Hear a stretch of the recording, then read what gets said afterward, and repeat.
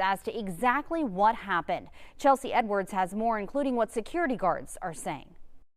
Imagine pushing the elevator button in your apartment building, and instead of your usual ride downstairs, the doors open and there's a dead body inside with bullet cases left behind. That's what happened to someone here on the 17th floor at the Haven at Elgin Apartments. That person called police immediately. Security was also making the rounds and called police as well, reporting hearing gunshots around 11:30 last night. It was a male victim who was found dead from gunshot wounds on that elevator. Two men were also reportedly seen running away with pistols. Shortly after that, officers were called to a nearby Chevron gas station. That's just a 5-minute walk away from here. We're told there were 2 shooting victims there, possibly taken to the hospital. Now, investigators believe those could be the shooting suspects from the apartments, but that has not been confirmed. That description: 2 black males in gray sweatpants, one in a black hoodie, another in a red hoodie. We spoke with one resident and U of H student who woke up to the news about what happened in a group chat this morning and saw several bullet holes in that elevator. I hope the rest of us are safe. I hope the building does something. I also hope that all the residents come together as a community, because I feel like there's something that we could do as residents, but there's most definitely stuff that the building and the managers can do as well. I had just asked the workers if they could either shut down elevator 2 or they could put a tarp over the holes and stuff, because it's crazy. You may recall we were here just a couple of months ago reporting on students who weren't able to move in at the start of the semester. There are Texas Southern University and University of Houston students here, many of them saying that their top concern now is their safety. However, these apartments are not managed by either university. Reporting from 3rd Ward, Chelsea Edwards, Fox 26 News. Well, 2 families continue to grieve the loss of their teenage girls killed in separate incidents after a string of senseless violence over the weekend. I have no words to describe the pain and the emptiness that I feel right now. You heard from the mother of Kayla Stevenson. She says that her 17-year-old daughter was stabbed to death outside of the Galleria Saturday morning over her purse. Police tell us she was walking to work along West Alabama near Sage when witnesses say a woman on a bike tried to steal her bag, and at some point Kayla was stabbed. Kayla's mother says her daughter was a new mom studying for her GED and working 2 jobs inside the Galleria to make ends meet. She had hopes, of saving to get a car.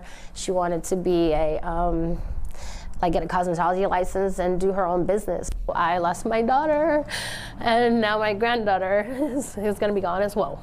So I just, that's even harder, she never will get to grow up, knowing her mother. We've learned that the suspect is in custody but has not been formally charged yet. The shooter responsible for the death of the 17-year-old girl who was killed in a road rage shooting remains on the loose. Her family still coming to grips with the loss while seeking justice. I think it's going to be even more real once she's back here in Whitney. Please just reach out and say something. Don't be afraid, even if you think it may be nothing, it could be something, just help bring the person that did this to justice. Louise Wilson was driving from Waco to Galveston Sunday when investigators say she unintentionally cut off another driver on the Pierce Elevated at Louisiana. She was shot and killed. Her family will be in Houston earlier today. They are in Houston, rather, meeting with the police to search for her killer. And anyone with information on either of these crimes should call Crime Stoppers. That number is 713-222-TIPS. Well, Harris County District Attorney Kim Ogg has been reprimanded by members of her own party. The executive committee of the Harris County Democratic Party voted last night to admonish Ogg. They say she has weaponized her office and is out of step with the party's values. Ogg was at last night's vote but left after it was taken. This vote does not limit her legal powers or stop her from running for re-election. We did reach out to Ogg's office for statement but haven't heard back. She has, however, tweeted out photos of her with her supporters at last night's meeting. Well, today on Capitol Hill, lawmakers are expected to vote on the GOP-led impeachment inquiry into President Biden. Republicans say they have evidence tying the president to his son Hunter's business dealings and that the Biden family received millions from foreign companies. The White House denies all those accusations. The president's son will also testify today before the House Oversight Committee behind closed doors. A 32-year-old woman accused of posing as a teenager and attending high school in Boston appeared before a judge yesterday. Fox's Jim Morelli has more. To be sitting in a classroom with a bunch of 15, 16-year-olds, and you a grown woman who got 2 degrees. She was born before iPhones and Wi-Fi and just as the first Gulf War was coming to a close. But prosecutors say that somehow 32-year-old Shelby Hewitt successfully passed as a middle and high school student in Boston for months. All these students here thought she was the same age as they were. One of the students so duped, Robin Williams' daughter, Janelle. She met Hewitt in the fall of 2022 when they were both enrolled as freshmen at Jeremiah Burke High School. We did become friends and we exchanged phone numbers, so we would talk on the phone sometimes. Janelle says she feels betrayed. Her mother feels outraged that something like this could happen in Boston public schools. This is clearly a mental health case. Hewitt's attorney says he understands parental outrage, but maintains his client never posed a danger to anyone but herself. She's a person who's had a lifelong history of mental health challenges. She's in treatment and she's working towards making herself a better person. Hewitt's attendance was uncovered last spring, and Tuesday the former social worker was arraigned in Suffolk Superior Court on 9 counts, ranging from fraud to forgery to stealing. The defendant first assumed a fake persona of a 16-year-old child. Prosecutors say Hewitt had been laying the groundwork for her transformation into a teenager for nearly a year, purchasing a domain that could be mistaken for an official state website, then attaching to it 2 fictional DCF workers who helped her get into 3 Boston public schools during the last academic year: Burke, Brighton High, and English High.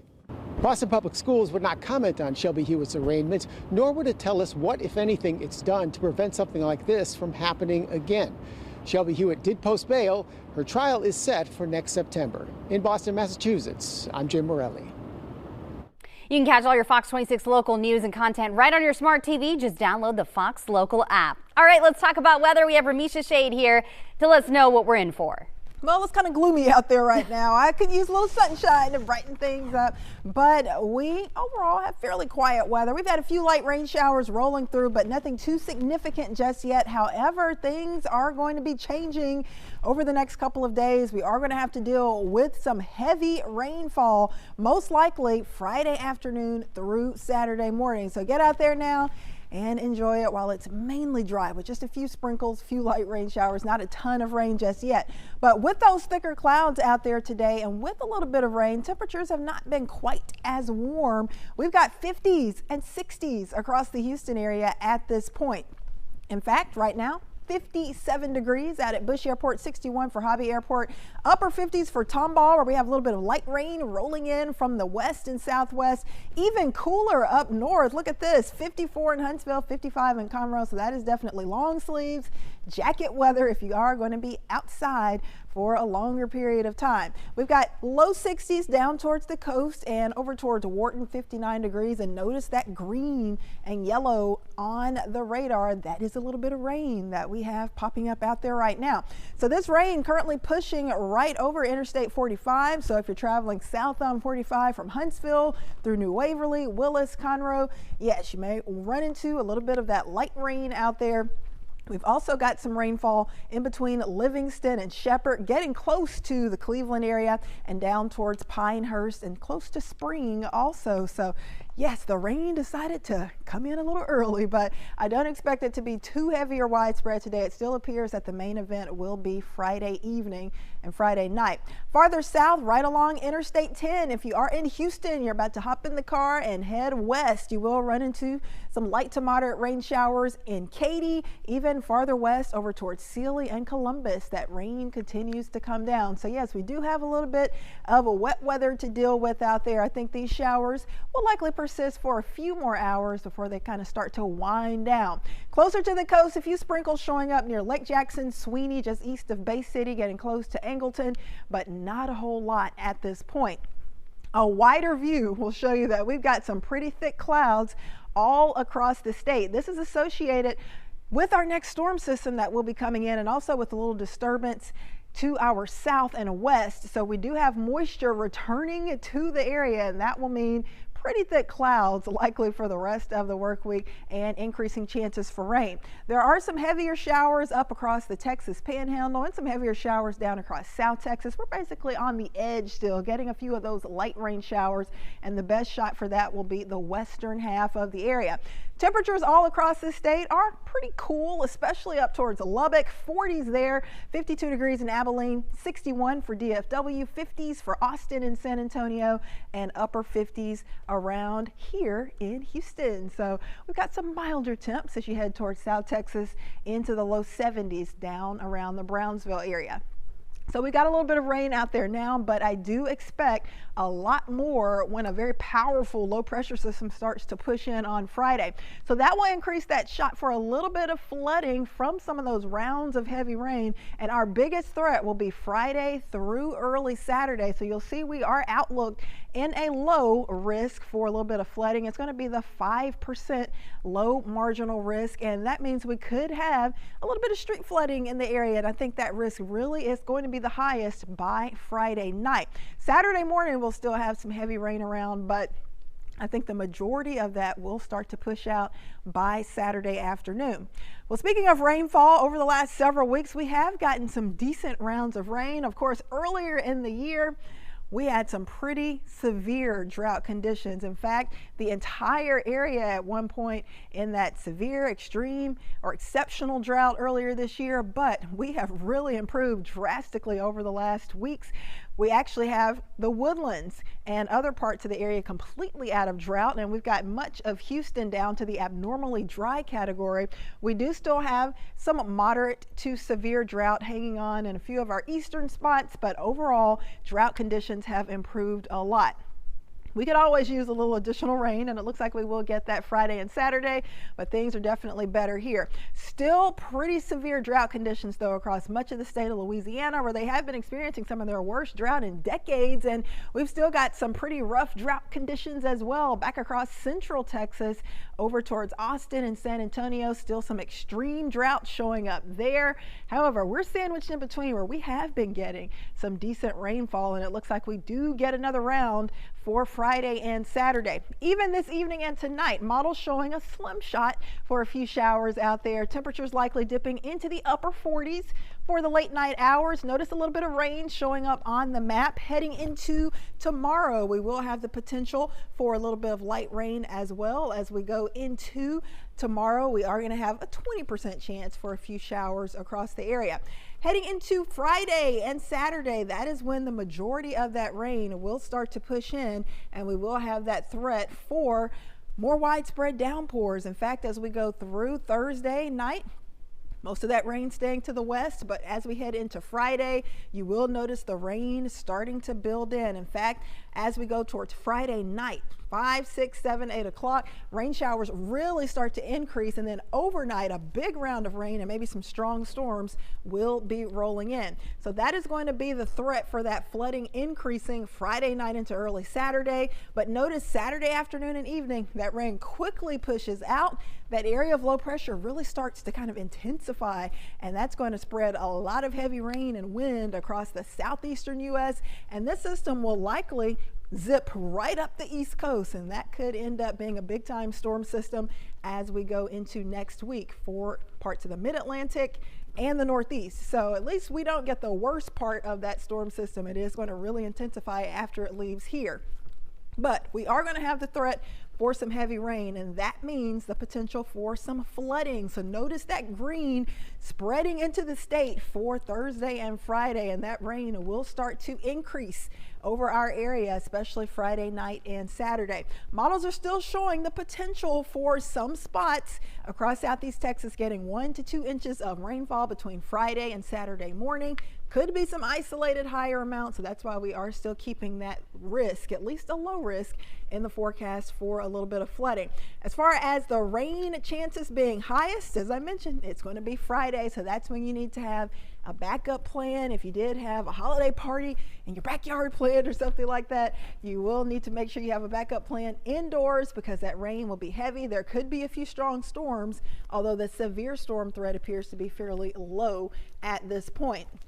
Saturday morning, we're still hanging on to some showers, but it looks like that highest threat for heavy rain that could lead to flooding will definitely be on Friday. So for tonight, just a slim shot for a little bit of rain. I don't think we'll have to worry about too much. Still jacket weather, sweater weather for the late night hours, dipping to the upper 40s here in Houston. In fact, that blue still taking over much of the state, so still kind of chilly for tonight. Tomorrow, we will still have the thick clouds around, maybe a stray shower. Those temperatures will rebound to the middle to upper 60s, and we'll have to wait for Friday and Saturday for the big time rain to push in. Cold front also pushes in on Friday, so that will knock those temperatures down just a touch for the weekend. We'll be near average with those temps for Thursday and Friday, a little below average for Saturday, but then we start to slowly warm things up as we go through next week. In fact, by the middle of next week, this is going to be the week leading up to Christmas on December 25th, we're back up to 67 degrees. Models are also indicating that we could be in the 70s just a day or two before Christmas, and maybe in the 70s right on Christmas Day. So we are tracking that forecast, but the trend is definitely for it to be a little above average with those temperatures instead of a major Arctic blast headed our way for the Christmas holiday. So I don't think we'll need the big coats or the big snow boots or anything like that for Christmas. It looks like it will be a mild Christmas here in Southeast Texas, and right now I don't see any major storm systems impacting your Christmas Day plans. So that's all I have for you for your forecast today. Make sure to check us out, of course, on television. We'll be on live 5, 6, 9, 10 p.m. And if you can't be around a TV, you can always download our free, very important, very cool Fox Local app. You can live stream our shows anytime you like. And also you can watch shows on demand. We've got other special features on there and special things that you can watch. So a great app to have. Best of all, it is free. So make sure to download our Fox Local app on your smart connected TV. Maybe you've got an Apple TV, Roku, Android TV. It's available on all of those as well. Once again, I'm Fox 26 meteorologist Ramisha Shade. Enjoy the rest of your day.